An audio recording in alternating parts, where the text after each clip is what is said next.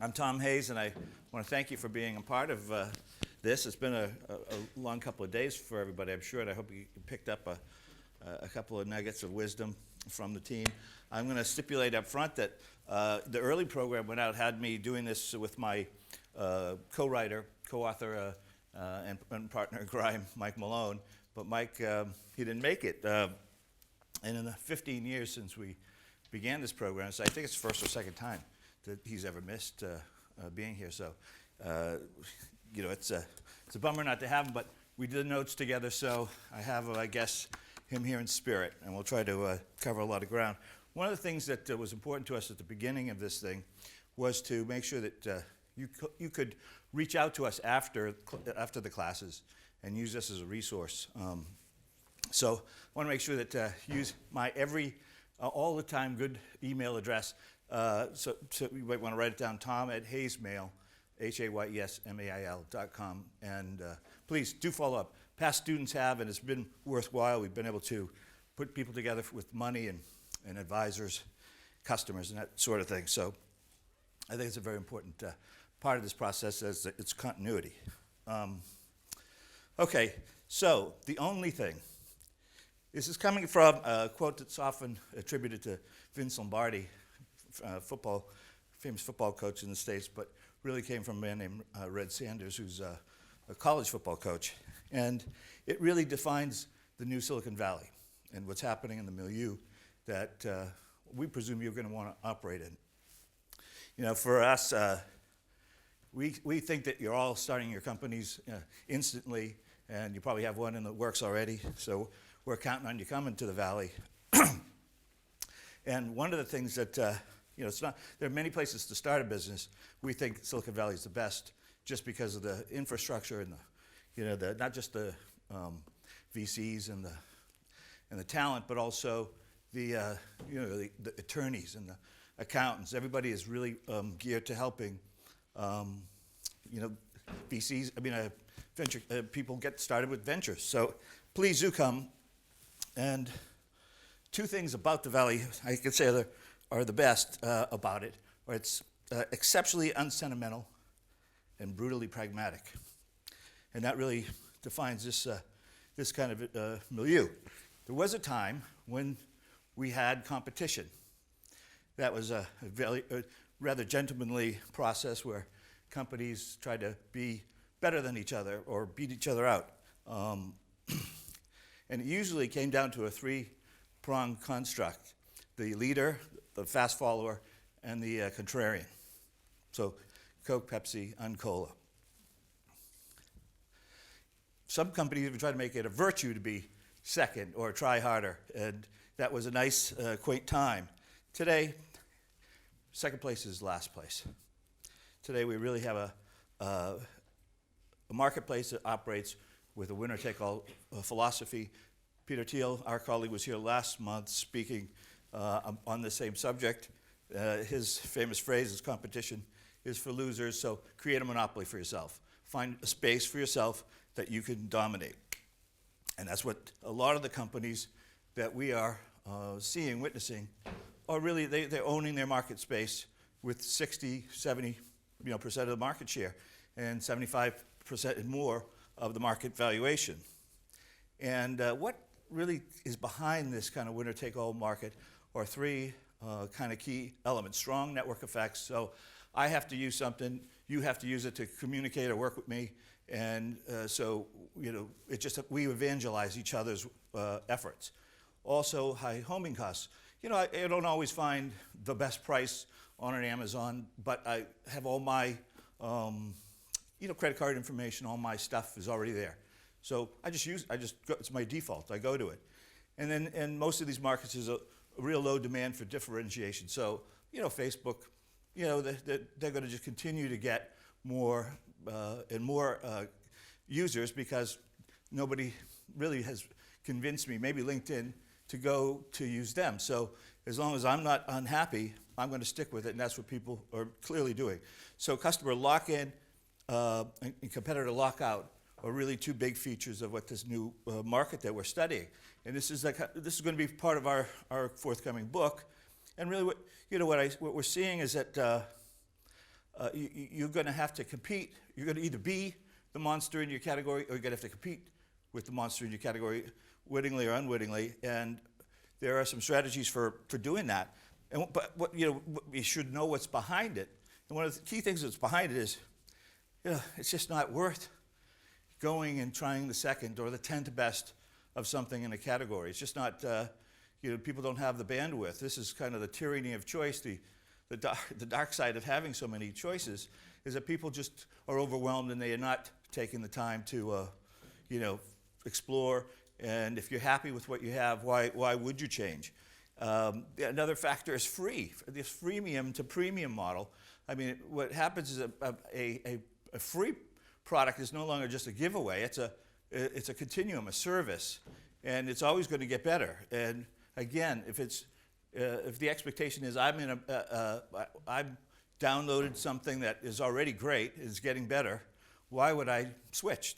So switching costs are enormous. And yeah, people do really prefer to work with leaders. They prefer to work for leaders. They prefer to sell into them. They prefer to buy from them, associate and triangulate their own business interests with them. So you really need to be the leader in your category.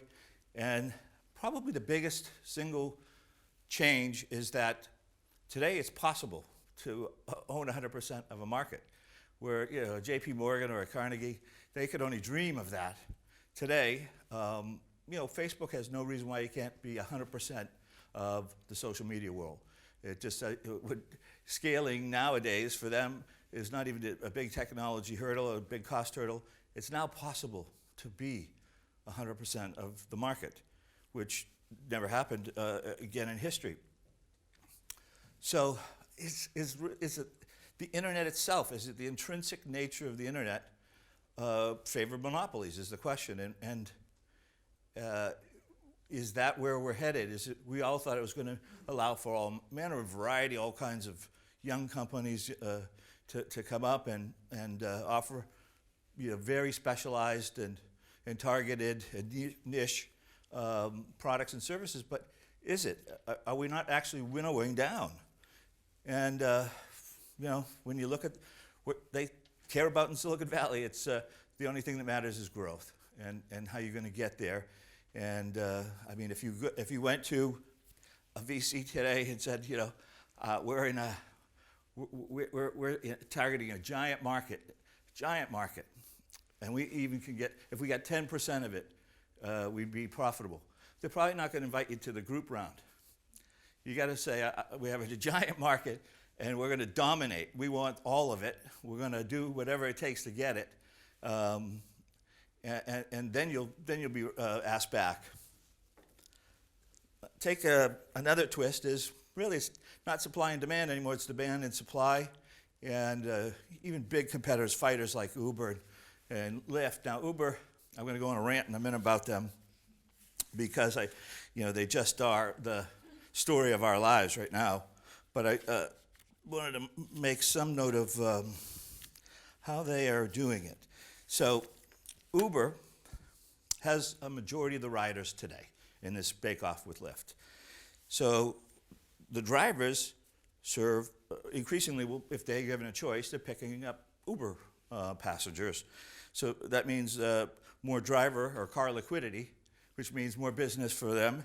That virtual cycle begins. Higher liquidity means, of course, better service, and they get to the riders faster and so forth. So they may keep Lyft around because it's handy in this era of monopoly to have at least a Potemkin competitor to keep you off the radar of government regulation. But they clearly are going to be dominant in so many fields. And I think when you combine them with the autonomous car, the autonomous electric car, and the shift that it will represent in terms of cities and how we go to work and when we go to work and how we live. And Uber's probably the most important company on the planet today. And you could think of all the different ways they will, start to revolutionize and bring that Uberification to other categories. And I would keep a huge eye on them and what they're doing. Now, the internet used to have a long tail. That was a big factor. But, unfortunately, that presumes and presupposes longevity and longitude. And I don't think you have the time anymore, because one of the giants now has big data to target the idiosyncratic and the small buyer, the person we counted on over time to find your product or your book or your music. So that can't count on that. And then price, same thing. Uber they'll burn every bit of their VC money to keep prices lower than the competitors, and so many other companies will as well. So where you once had a last resort to price compete, I don't even know if you have that left. We're not seeing many people come in and say we're the low-cost provider and getting very far. So this is really Sun Tzu kind of war strategy. You really can't go after some of these Goliaths head on, and you need to come up with a plan to, for guerrilla warfare to get a little foothold and or to get out of the way. Because, one of the things that's famous about Silicon Valley is that, we don't mind failure, and we fail fast and move on to the next thing. That's the unsentimental part. And I think that, whether it's pivot or just change completely, you got to be ready when you come out. If you're in the crosshairs of a giant, find some new space. Well, maybe the rest of it will be singing. I want to go over some of the tactics you can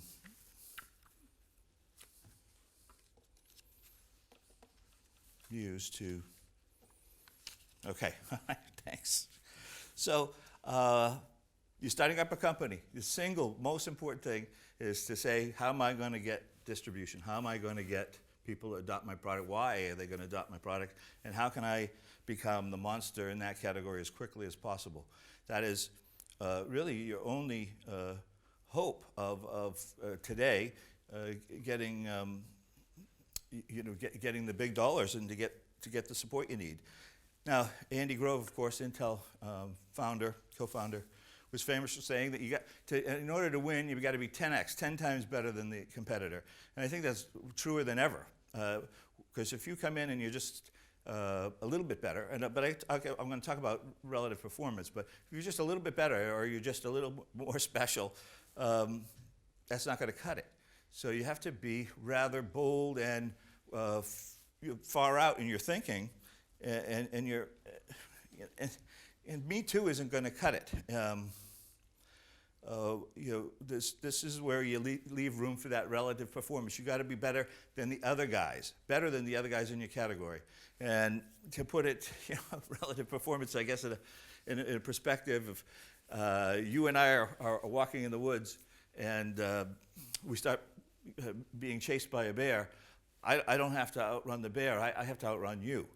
And so that's what. Really what we're talking about is being in a space, being better than everybody else in that space, and different enough to stand out.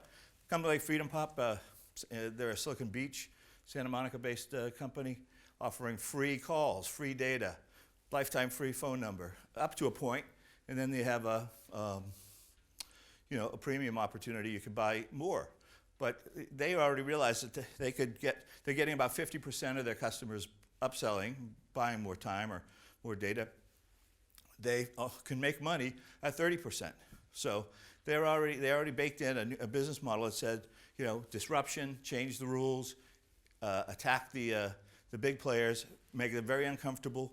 And really a related thing is, going after the disenfranchised, disgruntled, the misfits in any industry, going after and finding people, turning them into members of your movement, because that's really what your marketing today is about, creating movements, about getting people to join you more than buy from you or transactionally, just participating in your product.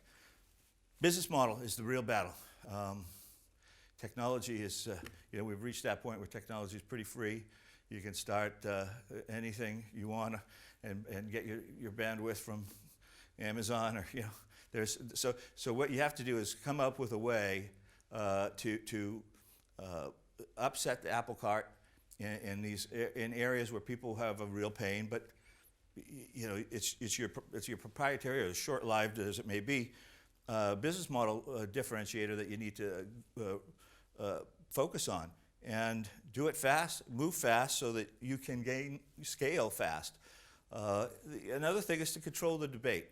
You know, it's one of the things that we learned and we did try to do well on our debate nights here every year. You want to reframe the question or the issue so that it supports your strengths. In the case of Apple, they do a very well design, the array of apps that they have. They don't want you to focus on the fact that they got the worst battery life in the phone world. So they keep you misdirected and think of something else. The reaction curve. Every organization has a certain capacity to react to outside threats and stimuli. In our view, weaponizing, using the innovator's dilemma. In other words, that a market leader's got flaws, got weaknesses, got problems. Its inertia is working against it. It doesn't move fast. It's happy most of the time, or it doesn't see a better way, another way, or no one's focused or paid to inside the organization to find a better way. So outside threats are real, can be real, and if you just drive them crazy with again guerrilla tactics. Some companies, and this is just the way you have to manage yourself when you start, have a luster, a pixie dust. They've managed to put a little halo around themselves, and usually that is something to do with the founders, of course, the reputation that they have, but also you picking the right VC firms, because that's almost a marketing move now. It's picking money, the right money, smart money that's going to come with a good buzz is a big part of the process. It's managing what people think about you and if you're destined for success, it's a self-fulfilling prophecy.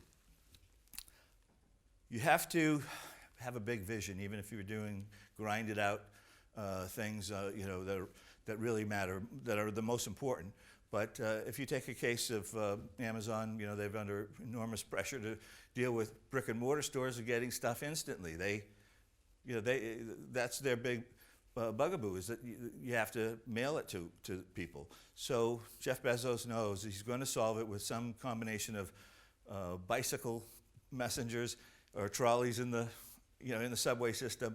But what he wants to do is get everybody focused on that he will solve the problem, that he's a big thinker and the company's very visionary, and so he comes up with delivery drones that just suck all the oxygen out of that argument from anybody else's standpoint, and it gets people talking, and it's a big win for a company to have kind of a out there at it. Obviously, folks like Elon Musk, another fellow as Silicon Valley comes to Oxford teacher, again, big ideas. He throws them out there. Some of them are kind of nutty. Some of them are very effective. But the image is leadership. You got some big ideas. Some of them are going to translate well. Some of them will just are vaporware. And some of them have, go into different directions. Obviously, Google Glass, not a success unto itself, or at least in its intended form factor. But now we're seeing that technology used in windshields and other displays, and we'll see it in the amusement park world. So sometimes an idea doesn't go where we think it should go, and that's my sixth law of technology development. It's unintended consequences. The kind of serendipity that takes one or two technologies and takes them in a different direction. But be that company. Be somebody who has ideas, or a visionary founder. All the usual stuff that we've done to create loyalty programs to get people to like us. I think really what happens again when I'm someplace, you're someplace that you're happy to be. You got status. Social status is as important as anything else in this new milieu. So you stay, right? You don't go switching around to. There's no reason to go to the competitors, and I would try to build that in more than any effort to reward people. And again, back to free. The price of free, the only place left to go is to pay someone to use your product. That's the only cheaper price you could get. So, finding ways to give people status, community, be part of the movement, that's your best way for lock-in. Biggest notion to take away is you start a company, you're not the leader.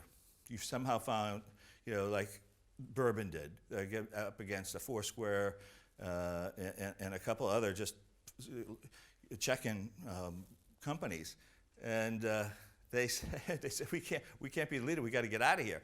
And of course they pared down their product to what was their best feature was their photo element, which became Instagram and a category winner and a category leader, and obviously big acquisition. So. Be very quick in turning to another industry even, or another whole business model if you're finding yourself in red ocean. If there's competition that you don't feel that you can do any of those tactics with to take down, it's better to get out of there. Finally, for all companies, and this is going to be true of the new milieu we're all operating in, you got to reinvent yourself every 500 days. You just got to reinvent the company, be willing to, think things completely differently about where your profits are going to come from, what you've focused on as a market.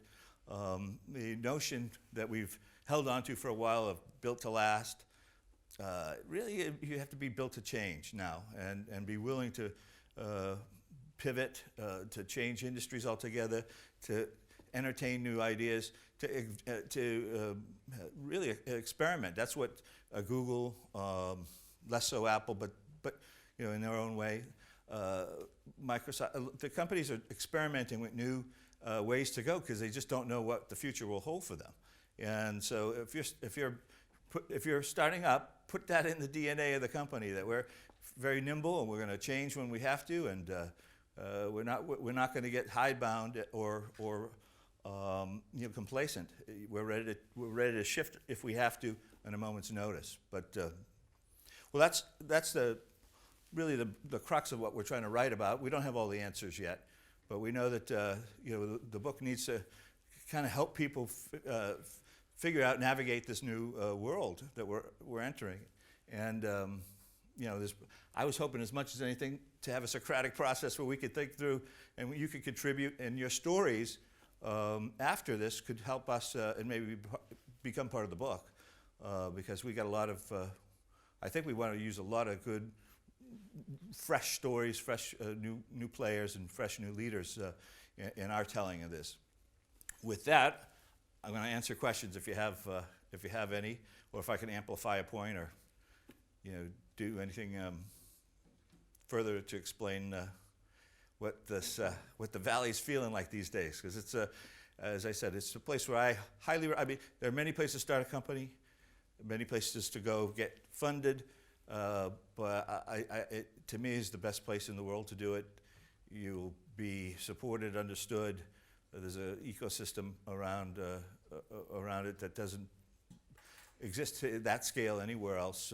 But so it's we'd like to see you come do your startup in the Valley, and a lot of your predecessors have, and we're happy to help them. We have been helping and advising some of them.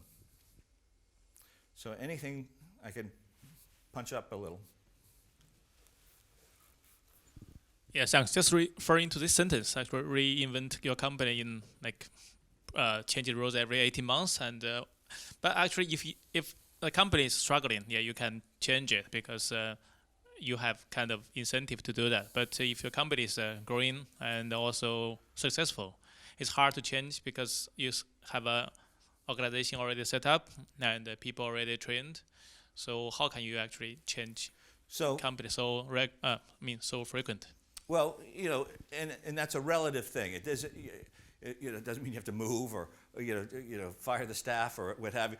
but it means an ability baked in really from the start to say, hey, Moore's Law is the metronome of our time. It's the pace of life that we're leading. So if every 18 months, we're doubling our semiconductor computing power and having the cost of a chip, that's having a fundamental change and an impact on all business. And the willingness, though, to stay open-minded, to get the team together, in that kind of time frame and say, are we in the right place? Are we doing the right things? It's possible that you are on the right path, but it's also possible you're going to have threats. You're going to have things you didn't see. New opportunities are going to rise, and you don't want to become, so baked in infrastructure. I mean, obviously, Uber is the largest taxi company in the world, has no cars, so they can move very quickly. Airbnb, no hotel rooms. So I think that's the kind of thing to think about is don't buy anything. Do it as lean as you can with as little that would impede you changing or shifting or opportunistically attacking something new as a kind of a mindset, a philosophy. Yeah. But like Microsoft actually. It started from like operational system. It tried actually to reinvent itself so many times. Went into the PlayStation business and the Messenger, and now they bought Nokia to a mobile phone. But because it is already a very set up company, to change to another kind of like business model or reinvent is so hard. So I don't see they have any potential to become another Microsoft, because it is Microsoft that have always been the operational system. Well, yeah, they were the first probably of the monopolies that began this era by having an operating system that everybody just had. But they have never stopped trying to think about what could happen, what might change. And they were late to mobile and internet. They've been late. They're not always on target. But the point being, we're just beginning this era where companies aren't going to have factories, aren't going to have, a lot of infrastructure laden.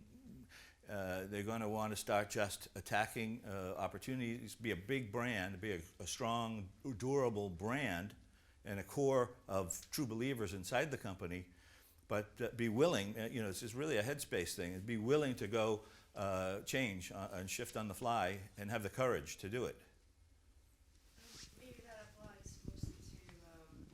Changing the rules every 18 months can apply mostly to intangible services, like in Silicon Valley. I agree with you on the concept that it might not work on tangible asset companies. For instance, emerging economies, there are lots of heavy investments embedded. You need to think about your ecosystem as well, because you have intermediate companies or interdependent clients that are waiting for the classic product that you will deliver. So maybe you should consider True that. enough. I mean, so part of it is not just, wholesale, throw the baby out with the bathwater or do something. But Zara, a retailer like that, is putting out a new line in a week. It's just the speed of life that we're leading now. It used to be. I remember there was an amazement in the fashion world if you could shift on the fly in 6 weeks. Now, they could have something tied to a happening or somebody's celebrity wearing something, and then the next week it's in the stores. I mean, that's kind of that's the world we're operating in now. It's not for everybody. I'm sure there are enterprise level kind of plays that can't do that. But if your core team isn't malleable in thinking, about new opportunities, about change, about being honest and frank, say, hey, we're not going to lead this space. We got to rethink ourselves or reimagine ourselves. That willingness is really, it's a corporate culture thing, really, I would say. But I'm sure there are places that's not practical. But I think that you have to accept speed as a new reality in boardrooms and teams of entrepreneurs. They have to be willing to have the courage to change fast and fail fast and move on. I mean, that's Silicon Valley is famous for accepting failure. And truly, when you look at the record, 95% of the companies fail, right? There's only 5% really kill it. And then that's where VCs get their money back from, just 5% of their investments. And but obviously that virtuous cycle of failing, getting back up, going again, and then reinventing or pivoting, what have you.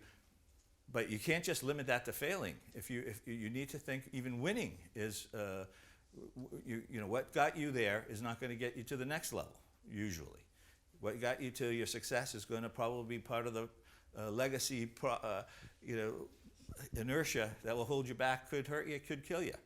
So it really it's kind of about culture and the philosophy of the company, and being moving in relativity, moving at the speed of the world around you, and staying in sync with it.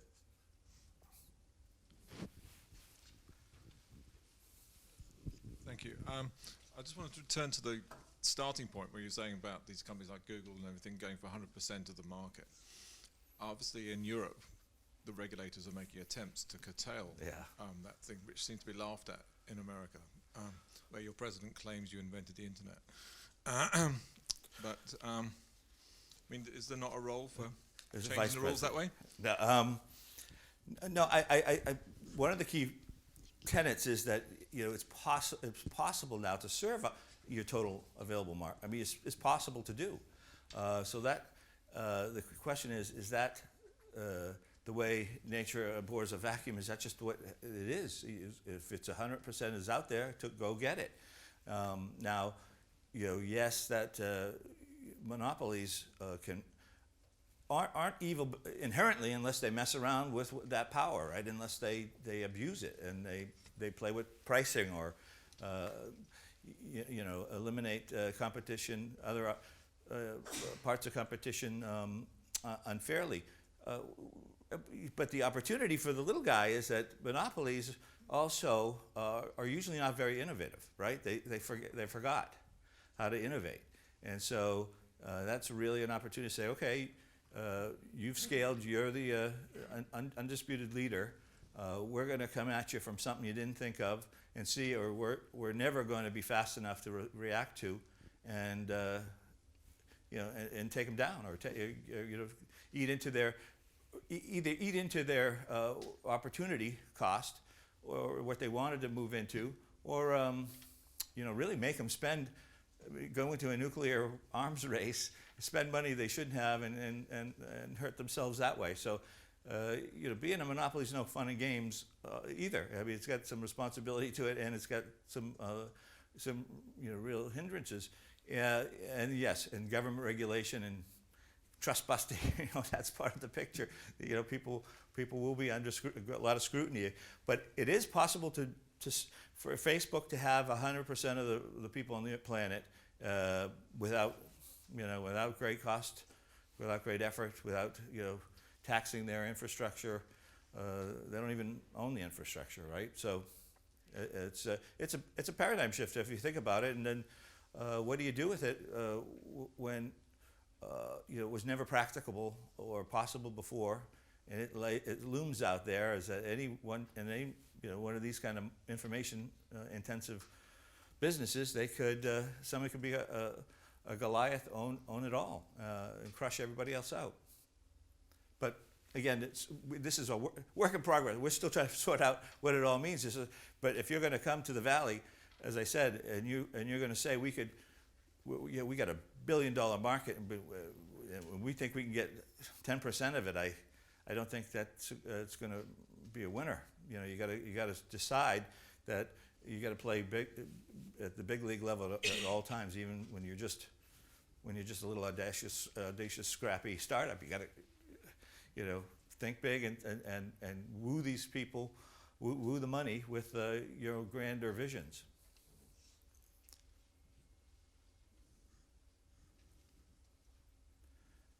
Any other thoughts?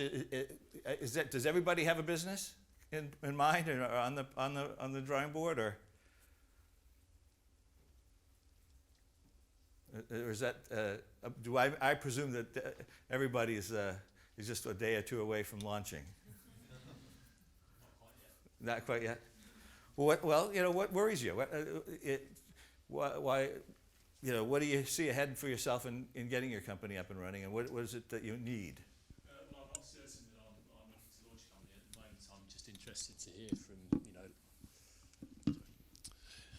I'm not certain that I'm necessarily going to launch a company, but I'm just interested to attend events like this and hear from people who are in that space and, maybe pick up some ideas and just sort of absorb a bit of their mindset.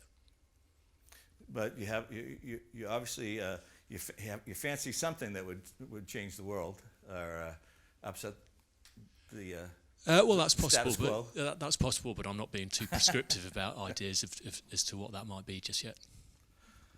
And you're in stealth mode. I can hear it. Okay. Anyway.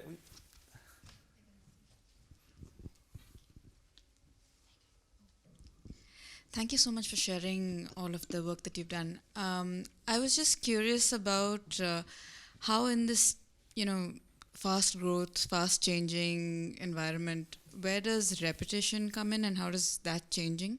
Because there's a lot in the news about Uber and Facebook, and it comes and goes as blips, but how are the companies actually managing that repetition? Is it different from traditional companies managing repetition? Reputation. Mm-hmm. Well, I mean, because of that overwhelming array of information that we're all exposed to. I mean, the amount of information. In one of my earlier books, I equate attention theft to felony. I mean, we're just being bombarded with too much stuff. People, wrongly assume that you're their buyer and so forth. So, information overload. So, reputation as brand, as sign of simplifying my life, and the name I know, the name I trust, or whatever is huge. Yeah, it's huge, and I think from as I said, I think you want an enduring brand and a good philosophy and a kind of a core value system underneath it. That won't change. Those should be enduring things, but you should be, you're willing to believe in that Google could be, they bought Nest. They could be some totally different kind of company in a decade. Search could be, what it is. It's a cash cow for them, but we may know them for something else completely different. But they didn't get there from a greenfield. They built and built and built a certain type of brand and a certain type of reputation, a certain amount of buy-in from goodwill.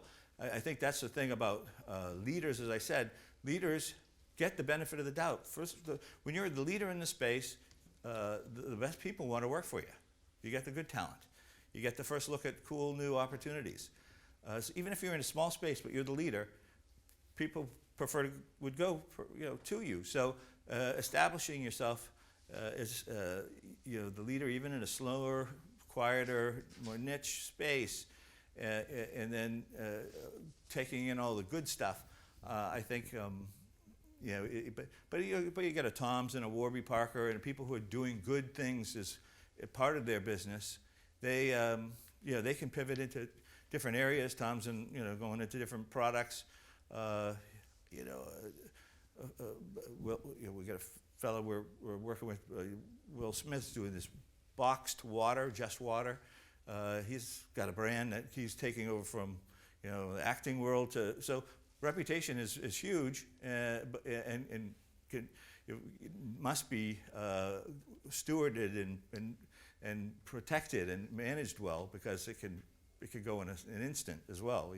You can take 10 years to build something, and then one bad accident or one bad incident can take it away from you. So it's an ongoing process. But it sure is, as has always been, brand is a shorthand and a flag that people wear proudly if they want to be affiliated, or they buy into your worldview. And in all cases, whatever you start up, have a worldview that it fits into. Have a we're here doing something very important. It's filling a pain, solving a pain. or filling a void, and we have, our view is that we're better than the other guys, and we have a better way. And that should be what people, when they see your brand, they should cut all through the noise and say, that's the better way. So that's the reputation, I think, point.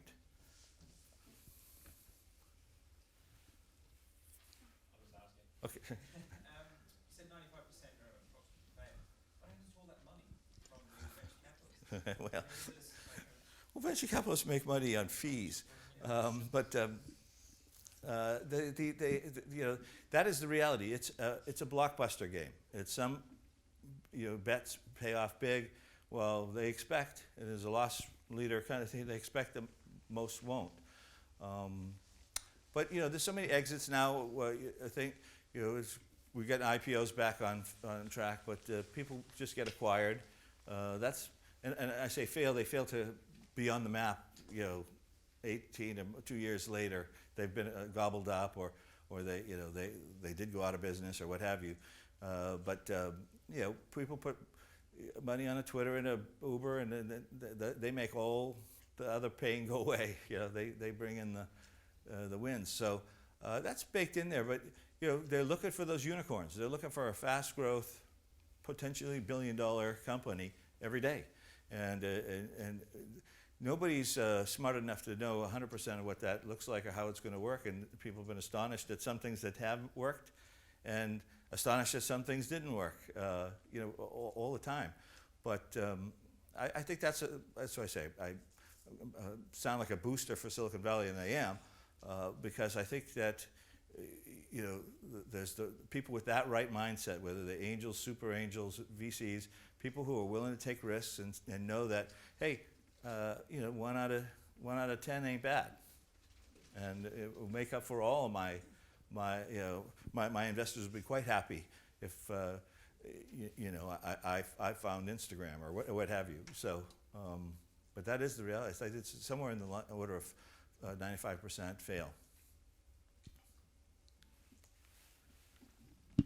So you suggested that to play in this field, it's necessary. Earlier you mentioned that we need to hack the reaction curve. Could you just share with us, based on your conversations with people, what sort of challenges they encountered in trying to do this? Well, really, it's kind of likening it to driving a giant crazy with little things. I mean, if you have a competitor, that you think you can move out of the space, or you found yourself in a space and suddenly you've been encroached on by a big competitor, you almost have to be erratic. You almost have to be, willing to sound crazy, to keep them on their heels, to keep them from deciding the terms of the debate. So that's just one of the biggest points in marketing today, is to make sure that you're the one who is controlling what people think is important in your space, not the other guy. And usually what you have in your bucket is what is you want that to be the thing that the market values. But the successful companies are sometimes the slowest movers. So just it's a military aviator term, the reaction curve. If you can get in it, stay way ahead of everybody. They can never catch you. They can never copy you, because you're never stopping. You're never standing still. So but as I said, sometimes it's just as effective to throw canards out there, throw red herrings out there, throw ideas that have people thinking you're going in this direction, and they sink time and money, or worry, or keeps the competitive CEO up all night. You got to have a psychological edge in many of these cases. Thank you very much for sharing the great thoughts. I have two questions. The first one is not very innovative. I'm wondering, what is the secret sauce making the Valley now, becoming the entrepreneurial heart? nowadays in emerging markets, for example in China, almost 1 billion of Chinese population have kind of business idea in their mind. So I'm wondering how can emerging markets learn from the success of the Valley and integrate this into with their local characteristics to make a successful entrepreneurial ecosystem. And the second question is, as we know, the people who benefit most from a gold rush is the people who sell picks and shovels. So how can entrepreneurs at this stage position themselves as people who can benefit more by selling shovels in this entrepreneurial rush? Thank you. Well, it's a good, and that global opportunity, China, huge, India coming, even you're going to see Latin America and Africa have their decades coming.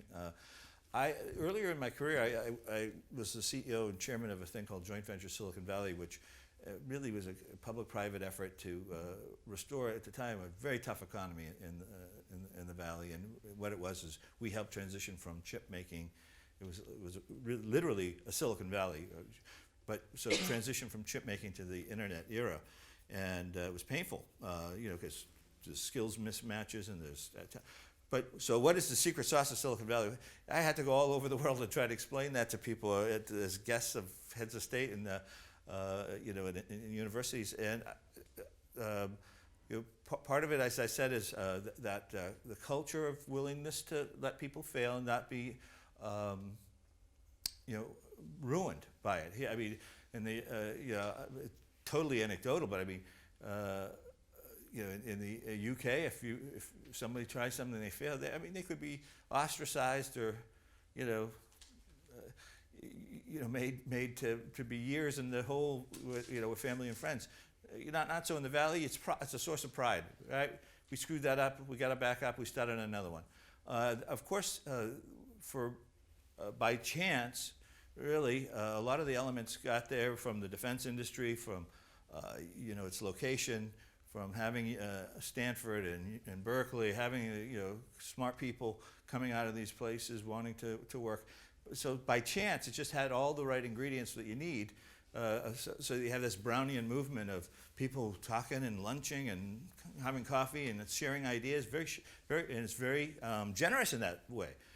People are always sharing ideas, and they have some that they hold in a little bit back, and certainly there comes a time when they are in stealth mode, like my friend here. But they're not talking about what they really want to do, but they're willing to say, "Hey, have you thought about this?" Or they're willing to help each other. So that's an element to it. If you have if there's this nexus of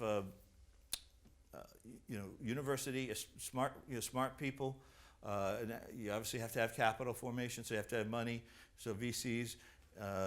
But as I said, accountants, landlords, the whole group in the Valley understands the mindset and can help, and will structure things to make so companies can get started, can do it on the cheap, can scale when they need to.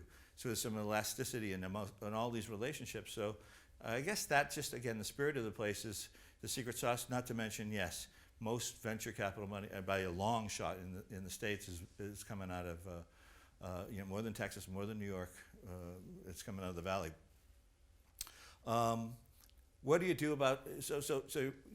Can you're asking, I guess, how do you operate now in this very globalized marketplace? Everything is, it's not thanks to the internet, but thanks to just growing middle class. I mean, China's middle class is bigger than all the United States people combined, and India will do the same in a rapid pace. Believe me.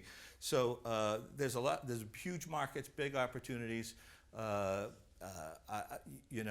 Alibaba. I mean, it's just a monster. Opportunity company, and I think that's I think it's just great things to be. So to have you can be the geographic, or you can be the leader in a region. Quietly start somewhere. Don't be seen. Stay under the radar. Scale up a little bit, and then emerge. As the new company that everybody's talking about. So I think that's actually quite advantageous. But the Valley now quite understands that. So everybody's got an office, in Shanghai or in India. Believe me, the venture capitalists, and it used to be a rule you'd have to be 30 minutes from their office in order for them to fund you, because they wanted to keep an eye on you or show up for advisory board meetings or what have you. Now that's gone. It's okay to start funding. Tim Draper's funding in all over China. Or the Scully brothers are doing so much work in Israel. I mean, it's a good opportunity. So you can still be of the Valley, or at least connected to it, and start off anywhere. But I do recommend coming, getting in there, getting to know people, and then taking the money back to the next location. It's well worth it. It's quite. I hope they still have the track. Are we still taking everybody to the Valley? Yeah. Okay. It's just you can maximize that to no end. We've had people who got jobs who never left, who never came back, or they settled down. We got one young student who was assigned to me, poor guy. Jippy Mohanty, he's got a company. It's pretty well funded, and we're advising him, getting him what he needs. A company called Track Memo. So, yeah, it's I think take advantage of the other way too. We love coming out here and have been doing it for a long time. But I think that it's an eye opener just to spend a little time, breathe the air, to go down to Google, to see that I don't know if it gets here, but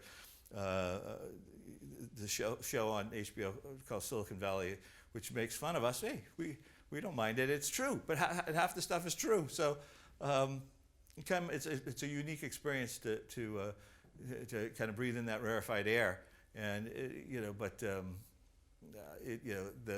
just the nature of these global markets. You don't have to start there. That's just what I think is just a great place to get your skills honed, or get your network developed, get new advisors, get some cash, get into the tech press. I mean, that's one of the you don't have to work very hard to get into a venture beat or whatever, fast company if you got a little presence in the Valley. And if you don't, I mean, it can be very daunting to get some buzz, some pixie dust, and you need that. You need that so that people are looking for you, or they need that so doors open for you. To the question about reputation, yeah, if you have the air of an inevitable winner, I mean, that's just a beautiful thing. That's probably as good as I would say starting team and the air of inevitable winner is the two things that make a company probably go far. So yeah, come to the Valley. I think I said it 5 times now or more. Anyone else starting something that we can? Okay. Yeah, but one more thought. So you mentioned now everywhere has kind of like a Silicon Valley setup, like everybody London. wants a Silicon Valley. Yeah. But do you think the American immigration policy will actually eventually hurt the? Yeah, it's terrible. Yeah, it's terrible. I think that people come to school, a U.S. university. It should diploma should be stapled to a green card, and you stay. I mean, we have a crazy policy, of limited visas and restrictions and crazy for us, good for other places because people learn from the best, and then like here, and then they go home and they can start some. But yes, it's one of the more worrisome aspects of American culture, I guess, is the post 9/11 mania. So anything actually what Valley tried to do to influence American lobby or influence American government to probably change or probably? Oh, we fight every.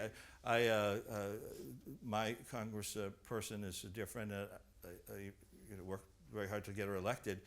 Zoe Lofgren is leading the charge in trying to get, that HB1 visas changed, the laws changed. It has to happen because it's going to cost us. It's been historically America's strength, and now it's potentially a great weakness and threat. So, but I think it will change. It's going to change. Things are changing. We have a good president and was working hard to undo some legacy issues. Okay, anything last thing? I guess we're almost at that time, but I just want to ask about the obligation of failure.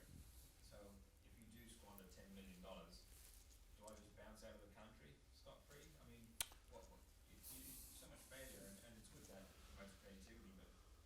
no, you don't even bounce.